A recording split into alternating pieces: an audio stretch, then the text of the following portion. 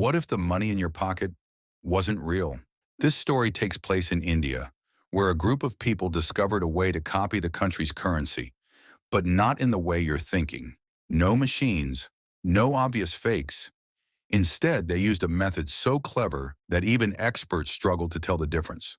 What started as a small operation quickly turned into something dangerous, because one mistake could crash lives, expose the entire network, and bring the law down on everyone involved. Jack dropped a banknote into a cup of hot tea. The paper soaked up the liquid almost instantly. He pulled the bill out and unfolded it carefully. A crisp, brand new note now looked naturally worn and aged. They repeated the process with stack after stack of bills. Each one was soaked, hung on a drying line, and finally blasted with a hairdryer until completely dry. They were going to such great lengths to age these bills, because every single one of them was counterfeit. And compared to brand new notes, old, worn cash made people let their guard down to test how convincing their counterfeits were. The two of them walked into a small shop. Riley handed one of the bills to the shopkeeper to buy something. The shopkeeper took one look and immediately sensed something was off. Riley froze in panic. Jack realized the situation was going bad and lunged forward. He grabbed Riley and yanked him away from the shopkeeper's hand. Luckily, the two brothers slipped away in the chaos of the crowd. They had thought counterfeiting money would be easy, but their first batch was exposed in seconds. Jack stared at the failed bills and began to rethink everything. They had been wrong from the start. Indian currency was printed on a special cotton-based paper, and this material felt completely different from regular wood pulp paper. It also produced a very distinct, crisp sound. Then there was the color-shifting ink. At different angles, the ink changed shades visibly.